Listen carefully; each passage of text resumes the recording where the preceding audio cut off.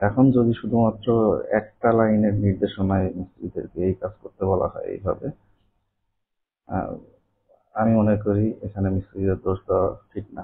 এখানে যে reference point গুলা আলোচনা করা হবে, এগুলো প্রায় সবগুলোই Bangladesh national building code 2020 part 6 chapter 8 reinforcement detailing of concrete structure, এই চ্যাপ্টার থেকে নেয়া।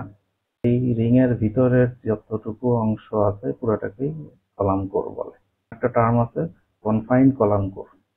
তাহলে এই কনফাইন্ড কলামের ভিতরে বিমের মেইন রড দিতে গেলে এমনিতেই কলামের মেইন রডের ভিতরে পড়ে যাবে। এখানে যে সমস্যাটা হবে সেটা হবে এই যে কর্নারের কলামের ফেসের যে অংশটুকু ফ্রি ফ্রি থাকে, এই অংশটুকুতে এই স্ট্রেস ডিস্ট্রিবিউশন যেটা অ্যাজাম্পশন করা হয়েছে, এই অংশটুকুতে এই অ্যাজাম্পশন অনুযায়ী কাজ করবে না। সমস্যা হয় রেসিডেন্সিয়াল বিল্ডিং এর বিম কলাম লেআউটে ইটা আর্কিটেক্টরা কোনোভাবেই অ্যালাউ করে না। এইটার সমস্যা হয় মূলত ক্লিয়ার কভারের জন্য। বিমের যে সেকশন ডিটেইলিং দেওয়া থাকে সেখানে এই জিনিসটা উল্লেখ করে দেওয়া যায়। মূল ভূমিকাটা যিনি স্ট্রাকচারাল ডিজাইন করে এবং কনস্ট্রাকশন ডিটেইলিং তৈরি করে দেয়, ওনাকেই এই বিষয়টা দায়িত্ব নিতে হয়। বিমের দুই সাইডের কাভারিং বাড়াইলে বা কমাইলে এটার জন্য ডিজাইন ক্যালকুলেশনে কোনো প্রভাব পড়ে না। এখন আমরা সর্বশেষ পয়েন্টটা নিয়ে আলোচনা করব, এবং আলোচনার এই অংশটুকু খুবই আকর্ষণীয় এবং গুরুত্বপূর্ণ। তবে কারো কারো কাছে এটা একটু বোরিংও লাগতে পারে। এখানে এই বিশেষ করে এই সিরাপের বেন্ডিং এবং হলো এই সাইজনিক হুকের রিকোয়ারমেন্ট গুলা আমরা একটু আলোচনা করে নিই, কারণ প্রথমে এই বিষয়টাই আগে ঠিক করে নিতে হবে আর কি। তো বেন্ডিং এর ক্ষেত্রে আমরা যদি কোড রিকোয়ারমেন্টটা দেখি, সেটা হলো যে মিনিমাম ডায়ামিটার অফ বেন্ড, তাদের ক্ষেত্রে আমরা যে রড বাঁকাই বেন্ড করি সেটার রিকোয়ারমেন্টটা কি। এখানে দেওয়া আছে বার সাইজের উপর ভিত্তি করে তিনটা রিকোয়ারমেন্ট আছে। 10 থেকে 25 মিলি রড পর্যন্ত মিনিমাম বেন্ড ডায়ামিটার হবে 6 ডিবি। এটা ওভারঅল সবগুলা কেসের জন্য এটা বলা হয়েছে। তবে সিরাপ এবং টাইয়ের ক্ষেত্রে inside diameter of bend shall not be less than 4 bar diameter for 16 mm diameter bar and smaller. Syrup বা টাইয়ের ক্ষেত্রে 16 mm রড পর্যন্ত এই বেন্ড ডায়ামিটারটাকে 6 ডিবি জায়গায় আমরা 4 ডিবি পর্যন্ত কনসিডার করতে পারি আর কি। এবং এখানে আরেকটা গুরুত্বপূর্ণ বিষয় আছে, সেটা হলো যে আমাদের যে ডায়ামিটারটা এটা মেজার করতে হবে minimum diameter of bend measured on the inside of the bar। তার মানে আমরা যে বেন্ড করব, বেন্ডের ইনসাইডে আমাদের এই বেন্ড ডায়ামিটারের রিকোয়ারমেন্টটা ফুলফিল করতে হবে। এবং সিরাপ এবং টাইয়ের যে হুক আছে, হুক সম্বন্ধে কি রিকোয়ারমেন্ট আছে আমরা একটু যদি দেখি। কোডে স্ট্যান্ডার্ড হুক বলতে 3 ধরনের হুকের কথা বলা হয়েছে বেন্ডিং এর ক্ষেত্রে। একটা হলো 180 ডিগ্রি, 90 ডিগ্রি, এবং হলো সিরাপ বা টাই অ্যাঙ্করেজের ক্ষেত্রে 135 ডিগ্রি বেন্ডিং এর। আমরা যেহেতু স্পেশাল মোমেন্ট ফ্রেমের জয়েন্টের বিষয় নিয়ে আলোচনা করতেছি, আমাদের ক্ষেত্রে আমাদের হুকগুলো হইতে হবে সাইজনিক হুক। সাইজনিক হুক নিয়ে যেটা বলা হয়েছে, seismic hook is defined as a hook on a stirrup hook or cross tie having a bend not less than 135 degree. এর মানে বেন্ডিংটা অ্যাটলিস্ট 135 ডিগ্রি হইতে হবে। Except the circular hook shall have a bend not less than 90 degree. এর মানে হচ্ছে যদি circular column হয় সেক্ষেত্রে এই হুকের বেন্ডটা 90 ডিগ্রি পাওয়া যাবে। Hooks shall have a fixed diameter but not less than 75 mm extension that engages the longitudinal reinforcement and projects into the interior of the stirrup or hook। এইখানে যেটা বলা হয়েছে সেটা এইখানে এটা দিয়ে সুন্দরভাবে বোঝানো যাবে, সেটা হলো যে এইখানে স্টিরাপের ডায়া হলো 10 mm, সুতরাং আমাদের ইনসাইডের যে আমরা বেন্ড করছি এই বেন্ডের ডায়ামিটারটা 4D, এর মানে 40 mm ডায়ামিটার। এবং এই যে আমাদের বেন্ডিং কমপ্লিট করার পরে যে এক্সটেনশন পার্টটা, এটা হতে হবে 6 dB অথবা 75 mm, যেটা সবচেয়ে বেশি হয়। আমাদের 6 dB হলে 60 mm হয়, বাট মিনিমাম 75 mm। এই কারণে এই হুকের এক্সটেনশন পার্টটা 75 mm হতে হবে। এখন আমরা এই স্টিরাপের এই স্ট্যান্ডার্ড রিকোয়ারমেন্ট গুলাকে ঠিক রেখে আমরা এখন সীমাবদ্ধতা গুলো আলোচনা করব। মিনিমাম বেন্ড ডায়ামিটার নিয়ে এর আগে একটা আলোচনা করা হয়েছে, সেটার লিঙ্ক ডেসক্রিপশন বক্সে দেওয়া থাকবে, আপনারা যারা আগ্রহী দেখে নিতে পারেন। আচ্ছা, এখানে সীমাবদ্ধতা বলতে মূলত সমস্যাগুলো হবে হলো ক্লিয়ার ডিস্টেন্সে। আমাদের মেইন রেইনফোর্সমেন্টের যে ক্লিয়ার ডিস্টেন্স, সেটার একটা মিনিমাম রিকোয়ারমেন্ট আছে। সাপোজ আমাদের বিমের উইথটা হলো 250 mm এবং হলো ডেপথ হলো 450 mm। এখন দুই সাইডের ক্লিয়ার কভার 50-50 দিয়ে করার পরে মাঝখানে যে আমি একটা রড দিতে পারবো কিনা, বা এই রডটা দিলে এখানকার ক্লিয়ার স্পেসিংটা আমাদের রিকোয়ারমেন্ট ফুলফিল করে কিনা, এইটা আমরা আলোচনা করব। আমরা শুরুতে একটু বিমের সেকশনটা একটু আমরা বলে নিই। সেটা হলো যে আমরা এই যে বিমটা আমরা বিম কলাম জয়েন্টে সাজাচ্ছি বা আমরা আলোচনা করছি, সেই বিমের রেইনফোর্সমেন্টের প্যাটার্নটা, এখানে মেইন রড দুইটা 16 মিলি রড উপর দিয়েও যাবে, নিচ দিয়েও দুইটা 16 মিলি রড যাবে, এবং মিড স্প্যানে একটা 16 মিলি রড এক্সট্রা বটম হিসাবে ইউজ করব, এবং এন্ড স্প্যানে আমরা একটা 16 মিলি রড এক্সট্রা টপ হিসাবে ব্যবহার করব, এক্সটেরিয়র এবং ইন্টেরিয়র দুই সাইডে। তো আমরা সেই অনুযায়ী এখানে বিমের মেইন রড গুলো দেখাইছি। সবগুলা রডই এই সেকশনে দেখানো আছে, যার মধ্যে এই কর্নারের রড গুলা কন্টিনিউয়াস রান করবে, মানে এই দুইটা স্ট্রেট রিভার টপে এবং দুইটা স্ট্রেট রিভার বটমে, এটা কন্টিনিউয়াস রান করবে। এবং আমরা যদি এন্ড স্প্যানের সেকশন দেখি, তখন এখানে একটা এক্সট্রা টপ হিসাবে ব্যবহার করা হচ্ছে, ডায়ামিটার গুলো 16 মিলি এক্স্যাক্টলি সেভাবেই দেওয়া আছে। এখন এটা দেওয়ার পরে আমাদের ক্লিয়ার স্পেসিংটা আমরা দেখি। এইটা এই রড এবং মাঝখানে রডের ক্লিয়ার স্পেসিং আসতেছে 37 mm, সিমিলারলি বটমেও সেটাই আসতেছে।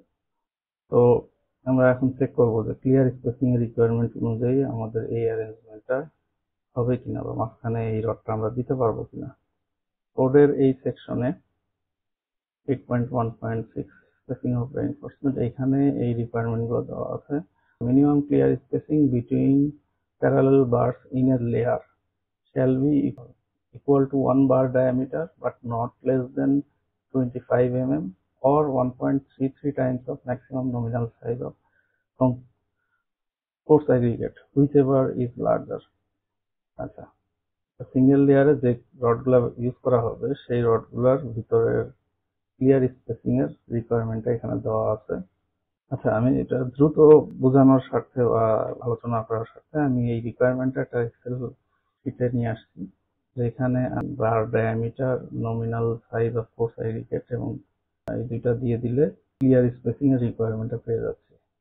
তো এখানে এই তিনটা যে শর্ত ছিল, সেই তিনটা শর্ত অনুযায়ী ক্যালকুলেশন হয়েছে 1 into bar diameter, 1.33 into nominal size of coarse aggregate, এবং হলো মিনিমাম 25 mm। তো এখানে তিনটার ভিতরে যে লার্জার ভ্যালু আসতেছে 26.6 mm বা 27 mm। তো সেই অনুযায়ী আমরা বলতে পারি যে দুই কর্নারে দুইটা 16 মিলি রড এবং মাঝখানে একটা 16 মিলি রড আমরা সাজাইতে পারি। এখন সাপোজ আমরা এই মাঝখানের রডটা 16 মিলি না দিয়ে 20 মিলি দিব আর কি। আমরা যদি 20 মিলি রড দিই, তাহলে আমাদের ক্লিয়ার স্পেসিং আসবে 35 mm, রিকোয়ারমেন্ট আসবে সেম 27 mm। সুতরাং ক্লিয়ার স্পেসিং এর দিক থেকে চিন্তা করলে এখানে একটা 20 মিলি রড দেওয়া যায়, কিন্তু একটু খেয়াল করলে দেখবেন যে 20 মিলি রড যদি দেন, তাহলে স্টিরাপের যে হুক আছে, এই হুকের সাথে এটা বাধা পাবে। এরকম ক্ষেত্রে মিস্ত্রিরা এই হুকটাকে বাঁকায় দেয়। আমাদের আলোচনার একটা অনুসিদ্ধান্ত বা কনক্লুশনে বলা যেতে পারে, সেটা হলো যে 10 ইঞ্চি বা 250 mm সাইজের বিমে মাঝখানে 20 মিলি রড দেওয়া যাবে না, সর্বোচ্চ 16 মিলি রড দেওয়া যাবে। আচ্ছা, তাহলে আমরা এটা বাদ দিয়ে দিলাম, 20 মিলি রড বাদ দিয়ে দিলাম। এখন এটা তো গেল সিঙ্গেল লেয়ারের ক্ষেত্রে। এখন যদি আমরা আরেক লেয়ার রড দিতে চাই, সাধারণত দেখা যায় যে বিমের স্প্যান বড় হয়ে গেলে তখন সেখানে যে টপে যে রড আসে বা রেইনফোর্সমেন্ট আসে সেটা এই 3টা রড দিয়ে কাভার করবে না। সেই ক্ষেত্রে আমরা এখানে আরেক লেয়ার রড দিই। অনেকে সেকেন্ড লেয়ারে 3টা রড দেয়, কিন্তু এই 3 নাম্বার রড দিতে গেলে একটা স্পেসার ইউজ করতে হয়। এই কারণে আমি 3টা রড ইউজ করি না, আমি 2টা রড ইউজ করি, দুই পাশে যাতে রিং এর সাথে বাঁধা যায়, আলাদা করে স্পেসার যাতে ব্যবহার না করতে হয়। এখন দেখেন এখানে ঘটনাটা কি আর কি। আমি এখানে 25 ক্লিয়ার ডিস্টেন্সে দ্বিতীয় লেয়ারের রড বসাইলাম আর কি। 25 কেন করলাম? পরের পয়েন্টটা যদি আমরা দেখি, যে where parallel reinforcement is placed in 2 or more layers, bars in the upper layer shall be placed directly above those in the bottom layer with clear distance between layers not less than 25 mm. এখানে দুইটা কথা বলা হয়েছে, যে আমরা যদি second layer rod ব্যবহার করতে যাই সেখানে সেকেন্ড লেয়ারের রড গুলো উপরের লেয়ারের রড বরাবরই বসাইতে হবে নিচে আর কি। এবং এটার যে ক্লিয়ার স্পেসিং সেটা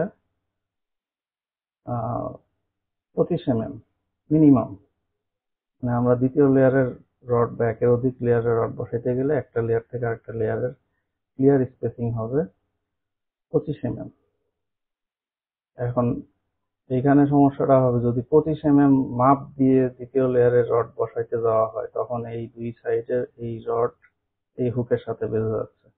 আমরা যেহেতু এই স্টিরাপটা এইভাবে অল্টারনেট করে সাজাই, কিভাবে আরো ভালো বুঝবো, তাহলে 25 ক্লিয়ারে যদি আমরা দ্বিতীয় লেয়ারের রড বসাই তাহলে এই দুই সাইডের রড হুকের সাথে বেঁধে যাবে, এবং মিস্ত্রিরা এই ক্ষেত্রে দেখা যায় হুক পাকায় ফেলে,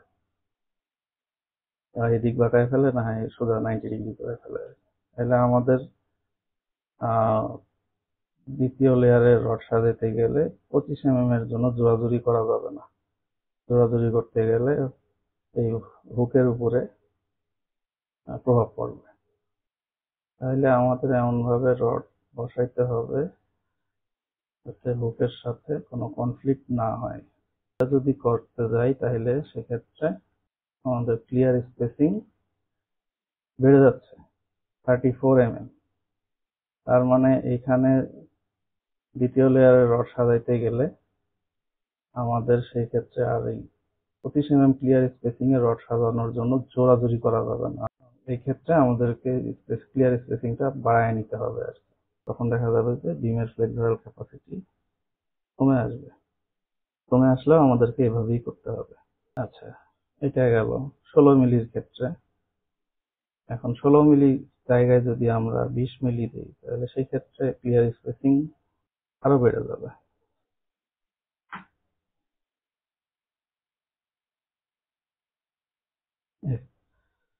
সেক্ষেত্রে ক্লিয়ার স্পেসিং 37 হয়ে যাবে। সুতরাং আমাদের বিম সাইজ চুজ করার ক্ষেত্রে এই সীমাবদ্ধতাগুলো আমাদের খেয়াল রাখতে হবে। তাহলে আমাদের দ্বিতীয় ফাইন্ডিংসটা হলো যে একের অধিক লেয়ারের রড ব্যবহার করতে গেলে ক্লিয়ার স্পেসিং 25 এ সাজানো সম্ভব না হতে পারে। সেক্ষেত্রে প্রয়োজন অনুযায়ী এই স্পেসিংটা বাড়ায় নিয়ে সাজাইতে হয়। আচ্ছা, এখন আমরা কর্নারের রডটা আমরা 16 মিলির জায়গায় 20 মিলি দিলাম। সেই ক্ষেত্রে কি হচ্ছে? সেক্ষেত্রে ক্লিয়ার স্পেসিং আরো কমে আসতেছে। 34 হচ্ছে, 34 হচ্ছে, তো এটা রিকোয়ারমেন্ট থেকে অনেক বেশি। সুতরাং রডের পরিমাণ যদি বেশি আসে আমরা এই কর্নারের দুইটা রড বাড়ায় দিব, সাইজ বাড়ায় দিব 20 মিলি, 22 মিলি।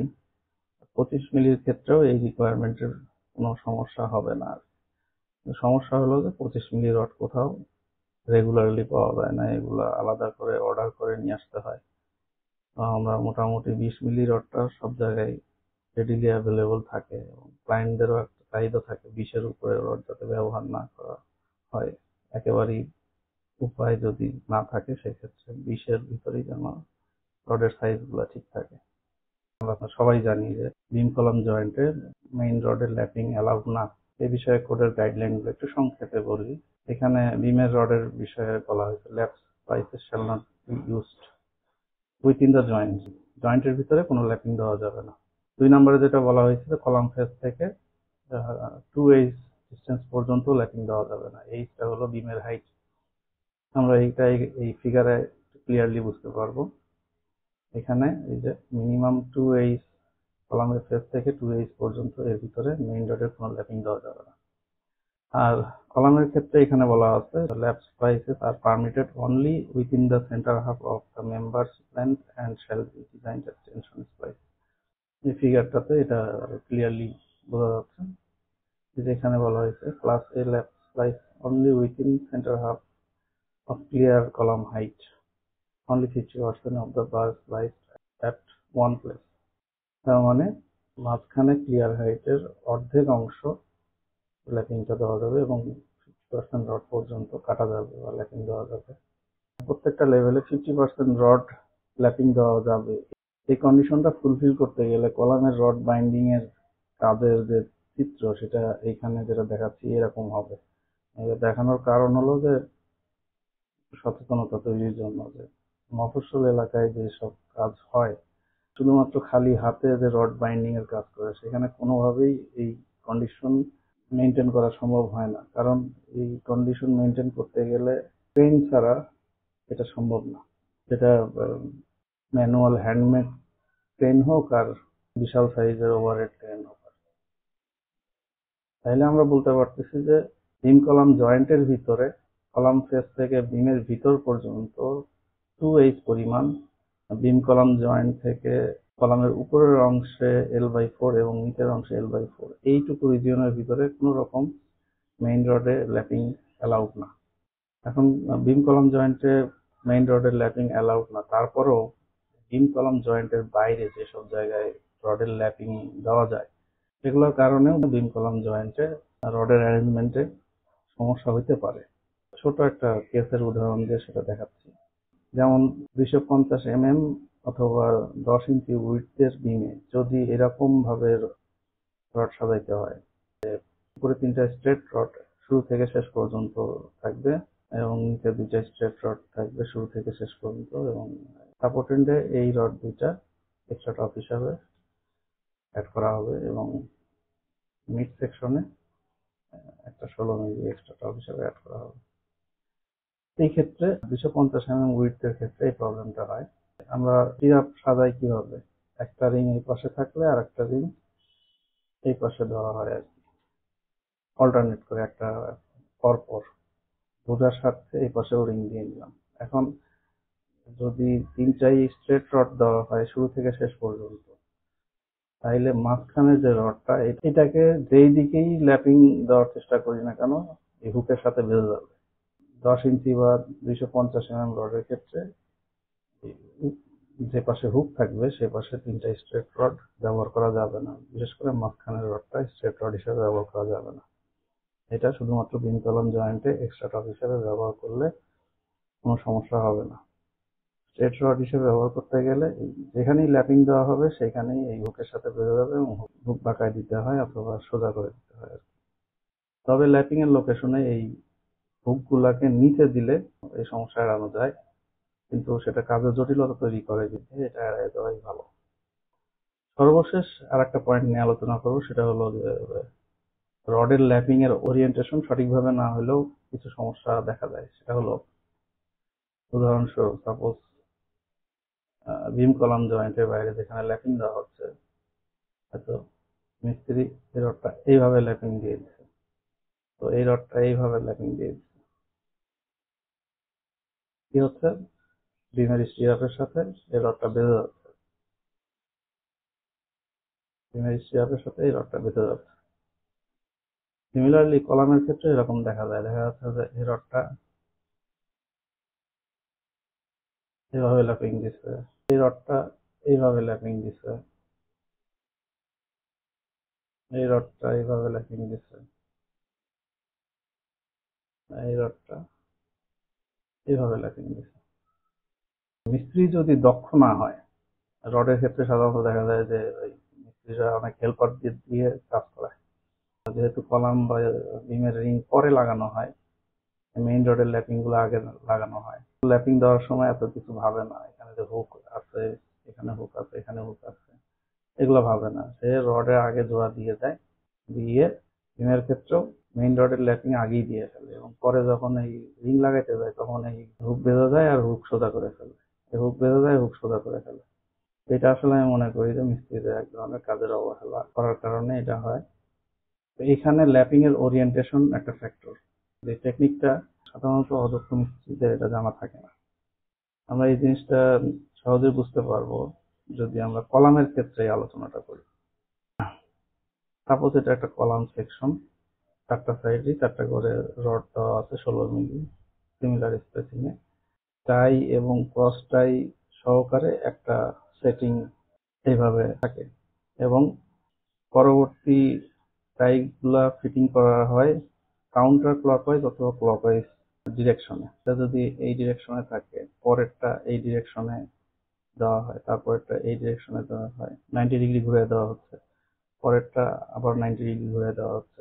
তা আমরা যদি 8-10টা রিং লাগানোর পরে উপর থেকে যদি দেখি, তাইলে এরকম দেখাবে। স্বাভাবিকভাবেই এখানে পাশাপাশি রড ল্যাপিং দিলে, এগুলো উপর নিচে ল্যাপিং দিলে, এগুলো পাশাপাশি বা এগুলো উপর নিচে ল্যাপিং দিলে এখানে ভেজাল লেগে যাবে, এই রিংগুলোর সাথে কনফ্লিক্ট হয়ে যাবে। তাহলে এই বিষয়টা সম্পর্কে আগে জানা লাগবে, তাইলে এই ভুলগুলো হবে না। তাহলে কিভাবে ল্যাপিং দিতে হবে, ল্যাপিং এর ওরিয়েন্টেশনটা কিভাবে হবে, আমরা যদি এখানে দেখি, এখানে মেইন রডের সাথে ল্যাপিং এর রড গুলা দেখানো হয়েছে হোয়াইট কালারের। কর্নারের রডের ল্যাপিং দেওয়া হচ্ছে 45 ডিগ্রি অ্যাঙ্গেল, চার কর্নারে, এবং হলো সাইডে মাঝখানে যে রড গুলা আছে সেগুলা কলামের ভিতরের দিকে ল্যাপিং দেওয়া হচ্ছে। আরো নির্দিষ্ট করে বললে, টাইয়ের যে রড আছে এই রডের থেকে 90 ডিগ্রি ডিরেকশনে ল্যাপিং দেওয়া হচ্ছে।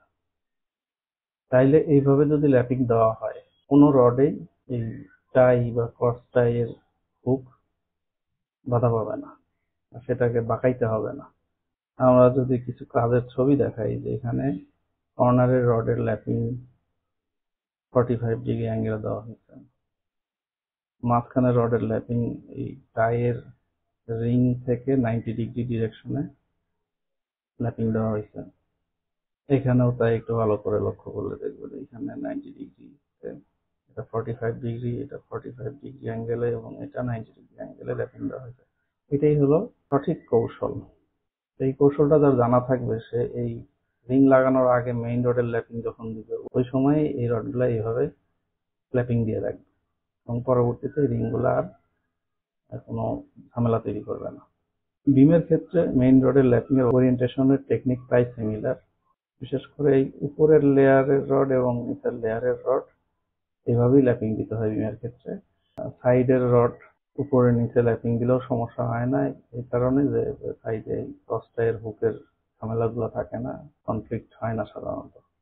আমরা বিমের ক্ষেত্রে এই জিনিসটা যদি একটু দেখি, কর্নারের রডগুলোকে 45 ডিগ্রি অ্যাঙ্গেলে আমরা ল্যাপিং দিলাম, তাহলে আর ওই সমস্যাটা হইল না। এই স্টিরাপের হুকের সাথে মেইন রডের সাথে ল্যাপিং এর যে রড, সেইখানে কোনো কনফ্লিক্ট হচ্ছে না। এখন ল্যাপিং লোকেশনে আরেকটা জিনিস খেয়াল রাখতে হয়, সেটা হলো এটা আমরা এই ক্ষেত্রে বিমের উইথ 300 mm বা 12 ইঞ্চ এই অবস্থায় আমরা এটা দেখানোর চেষ্টা করতেছি। এখন বিম কলাম জয়েন্টে এই অবস্থায় আছে, দুই কর্নারে দুইটা 20 মিলি রড, এবং মাঝখানে দুইটা 16 মিলি রড। এভাবে দেওয়ার পরে এই ক্লিয়ার স্পেসিং আসতেছে 33, 35, 33 mm। এখন আমরা সিঙ্গেল বারের ক্ষেত্রে মিনিমাম ক্লিয়ার স্পেসেস এর আগে দেখাইছি, সেটা হলো 27 mm, যেটা এখানে বিম কলাম জয়েন্টে স্যাটিসফাই করতেছে খুব সুন্দরভাবে। কিন্তু বিমের মাঝ পর্যায়ে যে আমরা 50% রড ল্যাপিং দিচ্ছি, এই 20 মিলি রড এবং এখানে একটা 16 মিলি রড, এই দুইটা রড আমরা ল্যাপিং দিচ্ছি, এই রডটা ল্যাপিং দিলাম, এই রডটা ল্যাপিং দিলাম। এখন ল্যাপিং যখন দেব তখন এখানে বান্ডল বারের কন্ডিশন চলে আসতেছে। বান্ডল বারের কন্ডিশন সম্পর্কে আমাদের একটু জানা লাগবে। আচ্ছা, আমি একটু দ্রুত করার জন্য এই 5টা পয়েন্ট বাংলায় বলতেছি। প্রথমে যেটা বলতেছে যে একের অধিক রড, তবে সর্বোচ্চ 4টা একসাথে ব্যবহার করা হলে সেটাকে একটা বান্ডল বার হিসাবে কনসিডার করা যায়। 2 নম্বরে যেটা বলছে বান্ডল বার ক্লোজড সিরাপ বা টাইয়ের ভিতরে থাকতে হবে। 3 নম্বরে যেটা বলা হয়েছে বান্ডল বার 32 সাইজ পর্যন্ত সর্বোচ্চ ব্যবহার করা যাবে। 4 নম্বরে যেটা বলা হয়েছে সাপোজ 4টা রড একসাথে বান্ডল হিসেবে ব্যবহার করা যায়। এই রডগুলোকে যদি আমরা একটা একটা করে কাটি তাহলে এটা 40 ডিবি ডিস্টেন্সে একটা, মানে এই কাটার ডিস্টেন্স গুলা 40 ডিবি দূরত্বে হইতে হবে। 5 নম্বরে যেটা বলা হয়েছে যেসব জায়গায় মিনিমাম ক্লিয়ার স্পেসিং এবং মিনিমাম ক্লিয়ার কাভারের লিমিটেশন গুলো খুবই গুরুত্বপূর্ণ, সেসব জায়গায় বান্ডল বারের ক্ষেত্রে তো এখানে যেটা করতে হবে, এখানে বান্ডেলের যে রেইনফোর্সমেন্টের যে টোটাল এরিয়া এটাকে একটা সিঙ্গেল বারের এরিয়া কনসিডার করে যে ডায়ামিটার আসবে, এখানে বান্ডেল বারের ইকুইভ্যালেন্ট ডায়ামিটার সেটাকে ধরে এই ক্লিয়ার স্পেসিং এবং মিনিমাম ক্লিয়ার কাভারের কন্ডিশনগুলো চেক করে দেখতে হবে। বান্ডেল বারের ক্ষেত্রে minimum concrete clear cover shall be equivalent to the equivalent diameter of the bundle but need not be greater than 50 mm। তার মানে এখানে যেটা বলছে যে বান্ডেল বারের ক্ষেত্রে মিনিমাম ক্লিয়ার কভার হতে হবে ওই বান্ডেলের ইকুইভ্যালেন্ট ডায়ামিটারের সমপরিমাণ, কিন্তু সেটা 50 mm এর অধিক হওয়ার কোনো প্রয়োজন নেই। তার মানে maximum 50 mm clear cover use করলে বান্ডেল বারের ক্ষেত্রে ক্লিয়ার কভারের আর কোনো ঝামেলা থাকে না। 8.1.6.4 এই পয়েন্টটাতে কিছু বিষয় লেখা আছে, এটা একটু ব্যাখ্যা করি। Clear distance limitation between bars shall apply also to the clear distance between a contact lap splice and adjacent splices for bars. এটাকে যদি আমরা একটু সহজভাবে বলি যে সাপোজ এইখানে ল্যাপিং দেওয়া হয়েছে, এই রডটা ল্যাপিং দেওয়া হয়নি, এই রডটাতে ল্যাপিং দেওয়া হয়েছে, এটাতে দেওয়া হয়নি। এখন মিনিমাম ক্লিয়ার স্পেসিং এর রিকোয়ারমেন্ট চেক করতে হবে কিভাবে, এখানে একটা কথা বলা হয়েছে, এটা বান্ডেল বার হইলেও এইখানকার ক্লিয়ার স্পেসিংটা দেখতে হবে, এটা ক্লিয়ার স্পেসিং দেখতে হবে। এবং আরেকটা যেটা দেখতে হবে সেটা হলো এই বান্ডেল করার পরে ইকুইভ্যালেন্ট বান্ডেল বারের ক্লিয়ার স্পেসিং। তাহলে ফ্লেক্সুরাল মেম্বারের ক্ষেত্রে আমরা 20 মিলি রডের দুইটা রড বান্ডেল হিসেবে ব্যবহার করছি, সেই ক্ষেত্রে আমাদের মিনিমাম ক্লিয়ার স্পেসিং লাগবে হলো 28.28 মিলিমিটার। এটা ডায়া আসতেছে 28.28 mm। তাইলে আমরা এখানে ইকুইভ্যালেন্ট একটা ডায়ামিটারের সার্কেল ড্র করলাম এবং এখানে 16 মিলির ক্ষেত্রে 22.63। তাইলে আমরা ইন্ডিভিজুয়াল রডের সাথে ক্লিয়ার ডিস্টেন্স চেক করলাম, ইন্ডিভিজুয়াল রডের সাথে ক্লিয়ার ডিস্টেন্স কত সেটা মেজার করছি এখানে এবং এখানে দুটো জায়গাতেই, এবং এর সাথে আমাদের এই ইকুইভ্যালেন্ট ডায়ামিটার অফ বান্ডেলের সাথেও ক্লিয়ার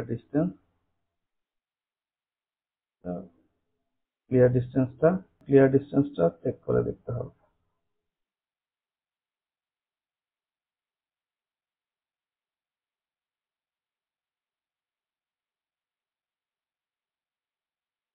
এখন এখানে দেখা যাচ্ছে যে ক্লিয়ার ডিস্টেন্স সর্বনিম্ন এই জায়গাটাতে এখানে আসতেছে 24 mm, এখানে আসতেছে 26 mm। আমাদের রিকোয়ারমেন্ট অনুযায়ী 20 mm বান্ডেলের ক্ষেত্রে ক্লিয়ার স্পেসিং দরকার কত, 28.28। এখানে সেটা ফুলফিল করতেছে না। 16 mm এর ক্ষেত্রে 26.6, এখানেও সেটা ফুলফিল করতেছে না। তাইলে বিম কলাম জয়েন্টে ক্লিয়ার স্পেসিং এর কন্ডিশন গুলা ফুলফিল করলেও বিম কলাম জয়েন্টের বাইরে মিড স্প্যানে যে ল্যাপিং হচ্ছে সেই ল্যাপিং এর লোকেশনে ক্লিয়ার স্পেসিং এর কন্ডিশন গুলো ফুলফিল নাও করতে পারে। তো বিম ডিজাইন ফাইনাল করার আগে এই বিষয়গুলো এভাবে চেক করে দেখা জরুরি। এখন অতিরিক্ত কিছু আলোচনা করব, যেটা হলো যে হেক্সাগোনাল মেম্বারের ক্ষেত্রে ক্লিয়ার স্পেসিং এর রিকোয়ারমেন্ট গুলো সম্পর্কে আমরা অলরেডি জানতে পারছি, কিন্তু কম্প্রেশন মেম্বারের ক্ষেত্রে এই রিকোয়ারমেন্টটা একটু ভিন্ন। তো যারা কলামের ভিতরে অনেক বেশি পরিমাণে রড দেন বা কলামের ক্লিয়ার স্পেসিং অনেক কম রাখেন, তাদের জন্য এই অংশটুকু অনেক সহায়ক হবে ইনশাল্লাহ। এইটা একটা কলামের সেকশন 450 mm বাই 450 mm বা 18 ইঞ্চি বাই 18 ইঞ্চি। এখানে প্রত্যেকটা ফেসে 4টা করে 20 মিলি রড সেম স্পেসিং এ সাজানো হয়েছে। এখন সিঙ্গেল রডের ক্ষেত্রে আমরা যদি ক্লিয়ার স্পেসিং এর রিকোয়ারমেন্টটা দেখি, কলামের একটু ভিন্ন। এখানে কন্ডিশন গুলা 1.5 ইন্টু বার ডায়ামিটার, যেটা বিমের ক্ষেত্রে 1.0 ছিল। দ্বিতীয়টা সেম, 3 নম্বরটা বিমের ক্ষেত্রে 25 mm ছিল, কলামের ক্ষেত্রে 40 mm। আমরা যদি 20 mm রড দিয়ে 12টা রড সাজাই 18 ইঞ্চি বা 18 ইঞ্চি কলামে, সেখানে মিনিমাম ক্লিয়ার স্পেসিং লাগবে 40 mm। সিঙ্গেল রডকে কনসিডার করলে সেই অনুযায়ী অনেক ভালো অবস্থানই আছে, প্রায় ডাবল স্পেসিং দেওয়া আছে। কিন্তু আমরা যদি ল্যাপিং এর লোকেশনের অবস্থা বিবেচনা করি, তাইলে এখানে কি অবস্থা হচ্ছে সেটা একটু দেখি। আমরা এখানে সবগুলো রডে ল্যাপিং দিয়ে ইকুইভ্যালেন্ট বান্ডল বারের ডায়ামিটারের সার্কেলটাও ড্র করছি, এবং এক্ষেত্রে ক্লিয়ার স্পেসিংটা আসতেছে মিনিমাম 69 mm। আমরা বান্ডল বারের ক্ষেত্রে এই রিকোয়ারমেন্টটা যদি একটু দেখি, 20 mm বারের ক্ষেত্রে 2টা বারে আমাদের মিনিমাম ক্লিয়ার স্পেসিংটা আসতেছে 42.43, প্রায় 69 mm, অনেক কাছাকাছি। এখন রডের ডায়ামিটার যদি বেশি হয়, 22 mm হয়, এটা হয়ে যাবে 47, 25 mm হইলে 53। এই অংশটা আলোচনা করার উদ্দেশ্য হলো যে কলামের রডের ক্লিয়ার স্পেসিং বেশি রাখাই ভালো। মানে এটা ক্লিয়ার স্পেসিং যদি বেশি না রাখা হয়, তাহলে বিম কলাম জয়েন্টের ওই অ্যারেঞ্জমেন্টে প্রচুর কনফ্লিক্ট হয়। এটা গেল একটা। আর একটা হলো যে এই কলাম রডের ল্যাপিং এর ওরিয়েন্টেশন। এখানে যে ওরিয়েন্টেশনে দেওয়া হয়েছে রডের ল্যাপিং গুলা, এইভাবেই এই ওরিয়েন্টেশনই ল্যাপিং দেওয়াটা সবচেয়ে উপযুক্ত। তা না হলে সাপোজ এই রডের ল্যাপিংটা যদি উপরে দেওয়া হইতো, তাহলে দেখা যাবে যে ক্লিয়ার ডিস্টেন্সের মিনিমাম রিকোয়ারমেন্টটা হয়তো ফুলফিল হবে না। তো এটা আপনারা খেয়াল রাখবেন ইনশাআল্লাহ। তো আপনারা যারা এতক্ষণ পর্যন্ত অনেক ধৈর্য সহকারে আলোচনাটি শুনলেন, আপনাদেরকে অসংখ্য ধন্যবাদ। আপনাদের কোনো জিজ্ঞাসা বা সমালোচনা থাকলে অবশ্যই কমেন্ট সেকশনে সেটা জানাতে ভুলবেন না। তো আপনাদের সকলের প্রতি শুভকামনা জানিয়ে আজকের মতো এখানে শেষ করছি। আল্লাহ হাফেজ।